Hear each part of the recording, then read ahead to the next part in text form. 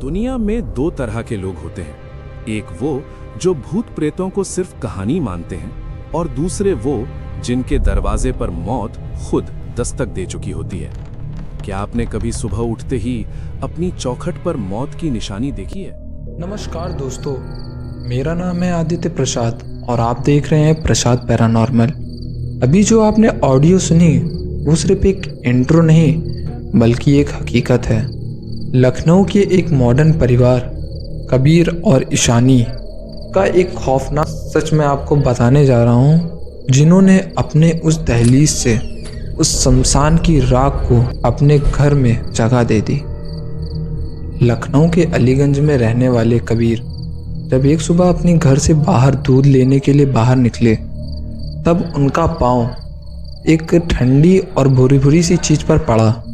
जब उन्होंने उसे देखा तो वहाँ पर शमशान से बनी हुई एक मोटी सी राख से लाइन खिंची हुई थी और एक काला नींबू पड़ा हुआ था। कबीर ने उसे साधारण सा कचरा समझकर झाड़ू से बिटोर दिया, लेकिन तंत्र विद्या में कहते हैं एक्शन से ज़्यादा रिएक्शन मायने रखता है। अगर आप थोड़ा सा कुछ करोगे ना तो उसका साइड इफ़ेक्ट बहुत बड़ा होगा तंत्र में। वैसे ही कबीर ने उसे झाड़ू से जैसे ही बिटोरा और उसको हाथ से जैसे ही टच किया, उसकी उंगलियों में जैसे ही वो शमशान की राख लगी, उसे कुछ अजीब सा महसूस हुआ और उसके हाथों में जलन सी होने लगी, जैसे कि मानो उसके हाथ में किसी ने मिर्ची रगड़ के गर्म पानी में डालकर मिर्ची रगड़ दी हैं। उसी रात 12 बजे कबीर के घर के किचन से हड्डियों के घिसने की आवाज़ें सुनाई देने लगी और फिर जब कबीर वहाँ पर गया उन हड्डियों की आवाज़ों को सुनकर, तो आप यकीन नहीं मानेंगे वहाँ कुछ नहीं था, जैसे कि वहाँ पर कोई आया ही ना हो। लेकिन एक बात कबीर को एकदम सोचने पर मजबूर कर दी कि वो जो सुबह उसने भुरभुरी सी ठंडी राख देखी थी ना, वही भुरभुरी सी राख उसके गैस स्टोव के पास रखी हुई थी। अगले दिन कबीर जब अपने बाथरूम में जाते हैं तब उनके बाथरूम के मिरर पर उसी शमशान की राख से एक पंजों के हाथ उभरे हुए दिखाई देते हैं और उनकी बेटी मायरा का यहाँ तक ये भी कहना था कि उनके बेड के नीचे से किसी के सांस लेने की आवाज़ें सुनाई दे रही हैं। अब मैं आपको एक तीसरे दिन की बात बताता हूँ। तीसरे दिन कबीर के पीठ पर लाल कलर के निशान दिखाई दे रहे थे और वो कोई आम निशान नहीं, वो खरोचने के निशान उनके पीठ पर थे। और फिर जैसे ही कबीर को इस बात का एहसास हुआ, कबीर ने इस बात को लेकर सीरियसनेस दिखाई और कॉल किया। फिर मैंने उनको तुरंत बताया कि ये भाई कोई आम चीज़ें नहीं है, ये जो है ना, ये किसी ने तो इसको खरोचा है। और उस बात की जो स्टोव के पास उनको एविडेंस मिले थे किसी के वही राख के, कबीर ने उसका फ़ोटो भी लिया था। जब उन्होंने शेयर किया, मैंने वो फ़ोटो देखी है, तो शेयर किया तो मैंने तुरंत पहचान लिया ये कोई आम राख नहीं है, बल्कि ये अधजली लाश की राख है। जब किसी लाश को आधा जलाते हैं, उसकी अज्ञात लाश होती है, कोई अनजान लाशें होती हैं, तब ऐसी चिताओं से कुछ रूह निकल कर आती है। और फिर इसके बाद मैंने इस पे तुरंत एक्शन लिया और इस पे रिसर्च शुरू की। तब मुझे पता चला कि ये तो कोई आम काला जादू नहीं है, ये एक अग्नि तंत्र की विधि है जिसमें पिशाच प्रवेश होता है और ये राख जो है ना एक जीपीएस की तरह काम करती है। इसमें भटकती रूहों को छोड़ने का काम करती है, कोई भी अनजान रूह को आपसे मिलाने का काम। और फिर रिसर्च करने के बाद, सोसाइटी के लोगों से पूछने के बाद, बहुत सारी चीज़ों को जानने के बाद पता चला कि 40 साल पहले जहाँ और उस राख ने उस सारे वहाँ के जो स्पिरिचुअल एनर्जीज थी ना, उन रूहों को जगाने का काम कर दिया और वो सारे के सारे जो है ना, वो कबीर के पीछे हाथ धोकर पड़ गए। दोस्तों, क्या आपके साथ भी ऐसा हुआ है कि जब आप सो रहे हो और अचानक से आपको लगे कि आपके घर के कोने में कोई खड़ा आपको घूर रहा है अगर ऐसा हुआ है तो कमेंट में यस लिखो, अगर नहीं हुआ है या कुछ अलग हुआ है तो भी कमेंट में हमें ज़रूर बताएं। क्योंकि अब जो कबीर के साथ हो रहा था ना, वो घर के कोने से निकलकर उसके सामने आ चुका था। कबीर ने मुझे एक फुटेज भेजी जो कि उनके घर में लगे एक कैमरे में रिकॉर्ड हुई थी। उस कैमरे की रिकॉर्डिंग में सफा दिख रहा था 3:12 पर उनकी वाइफ ईशानी हवा में मानो 2 फीट ऊपर उड़ रही थी और कोई अदृश्य ताकत उन्हें उनके गर्दन से पकड़कर दबा रही हो। वो बहुत तड़प रही थी ऐसा लग रहा था। और कबीर ने इस चीज की रिकॉर्डिंग भी की और मुझे भेजी।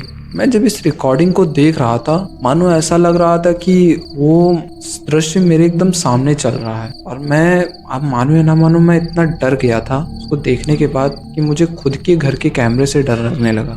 उसी कैमरे के माइक ने कुछ ऐसी आवाज रिकॉर्ड की जो कि इंसानी हो ही नहीं सकती। इतनी भारी गुर्राती हुई आवाज। वह वहां से कोसों दूर बैठकर वो ऑडियो सुन रहा था, तब भी मानो मुझे इतना डर लग रहा था कि वो चीज मेरे घर पर उठकर चली आई हो और मेरे बगल में बैठकर गुर्रा रही हो। को देखकर मेरी रूह कांप गई। कबीर ने मुझे बताया हर रात करीब 12 बजे कुत्तों की भौंकने की आवाज एकदम से गायब सी हो जाती थी। जैसे कि मान लो रात के 12 बजे वहां पर कुत्तों की आवाज कोई छीन लेता हो। दूसरी बात कि वहां पर इतना सन्नाटा हो जाता था ना कि कबीर खुद अपने दिल की धड़कन को सुन सकता था, इतना ज्यादा सन्नाटा। जांच में एक बात पता चली कि उनके घर के तार जो थे बिना जले ही पिघल चुके थे। और कबीर का यहाँ तक ये भी कहना था कि एक अदृश्य भार उनके कंधों पर दबाव डालता था, जिससे उनको चलने में, फिरने में और उनके कंधों में हमेशा दर्द सा रहता था, मानो कि कोई उनकी पीठ पर उनकी बिना मर्जी के बैठा हो। और एक और बात, कबीर ने एक चीज और महसूस किया। जब वह माया के रूम की तरफ जाते थे तो माया के रूम से एक पता नहीं बहुत भयंकर सी बदबू आया करती थी, मानो कि कोई चीज सड़ रही हो, जैसे कोई मांस सड़ रहा हो। कुछ इस तरह की बदबू आती थी, मानो कि उनका जी मचलने लगे। और वही जो राख उनके गेट के पास मिली थी, जिस कबीर ने उसे जो सफा किया था, वही राख अब माया के रूम के बेड के सांप की तरह लपेटते हुए आगे जा रही थी।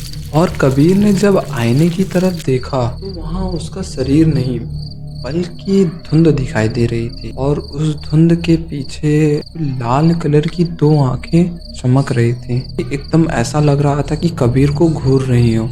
और शीशा मानो ऐसा व्यतीत हो रहा था उस धुंध से भरा हुआ शीशा, जैसे वो अभी कांच तोड़कर बाहर आ जाएगा और फूट जाए। अचानक एक चीख गूंजी और धड़ाधड़ उनके सारे बल्ब, घर के बल्ब जो थे, फूट गए और उनके घर में अंधेरा सा छा गया, मानो उनका परिवार पूरे उस अंधेरे में ढक सा गया हो।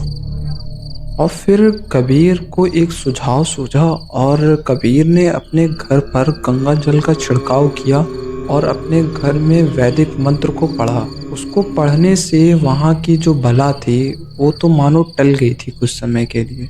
और कबीर का जो घर परिवार था, जब वहाँ पर पुलिस आई और इसको इन्वेस्टिगेट कर रही थी, तो उनके परिवार के सारे लोग बेहोश पड़े मिले, यहाँ तक कबीर भी। और गंगा जल के छिड़कने के बाद क्या हुआ कुछ नहीं पता। वैदिक मंत्र को पढ़ने के बाद ना कबीर को याद है ना किसी और को। और पुलिस के ये सब जांच पड़ताल में एक चीज और पता चली कि बाद में कबीर और उनका घर जो था ना, वो लोग छोड़ चुके थे। लगभग 1-2 महीने के अंदर उन्होंने छोड़ दिया और बाद में उनकी 2 साल बाद डेथ हो गई सभी लोगों की, एक के बाद एक। और एक रहस्यमय बात और थी जो कि पुलिस वालों ने बताई कि उनके घर के आईने पे खून से लिखा हुआ, उसी राख के खून से कुछ लिखा हुआ था, जो कि लिखा था मुक्त। लेकिन एक बात हमें और आपको दोनों को नहीं समझ में आई होगी, अगर आप अभी तक जुड़े होंगे। आप बोल रहे थे कि वो जो है रूह वो शैतानी थी और मुक्त। देखिए, मैंने आपको बताया था 40 साल पहले वहाँ पर कब्रिस्तान हुआ करता था और जो वो राख थी वो रूहों को कलेक्ट करने का काम करी थी। और जब वो रूह कलेक्ट हो गई तो उसमें कुछ बुरी आत्माएं थी और कुछ अच्छी थी। अच्छी वाली ने वहाँ पर मुक्त लिखा मेरे कंक्लूजन के हिसाब से। वहाँ क्या हुआ एग्जैक्टली नहीं पता, लेकिन जो मेरा कंक्लूजन है वो यही है कि वहाँ पर जो मुक्त लिखा हुआ था आईने पर, वो एक अच्छी आत्मा का। पास था कि वहाँ पर मुक्त था। जो बुरी आत्मा थी वो उनका पीछा कभी नहीं छोड़ी और उनके पीछे लगी रही। मैं आपसे यही निवेदन करूंगा कि आप भी कोई ऐसी अनजान चीज़ों को हाथ मत लगाएं जिससे आपको और आपके परिवार को नुकसान हो जाए। तो घर में रहें, सतर्क रहें और सुरक्षित रहें। कोई भी ऐसा काम ना करें जिसका साइड इफ़ेक्ट बहुत बड़ा हो। तो धन्यवाद। मैं यहीं पर अपनी स्टोरी को पूरा कर रहा हूँ। बाकी अगर आपका कोई डाउट है तो आप मेरे को कमेंट सेक्शन में पूछ सकते हैं, मैं सबका रिप्लाई दे दूंगा। और बाकी ये जो स्टोरी है ना, ये बहुत, और इस स्टोरी से दोस्तों हमें ये सीख मिलती है ना कि हमें किसी भी चीज़ को कम नहीं आंकना चाहिए।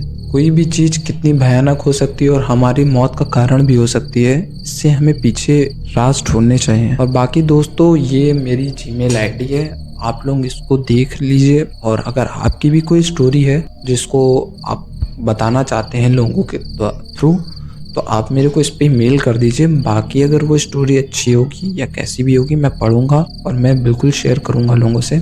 Thank you so much for watch this video. जय श्री राम। मैं हूँ आदित्य प्रसाद और आप देखे हैं प्रसाद पैरानॉर्मल।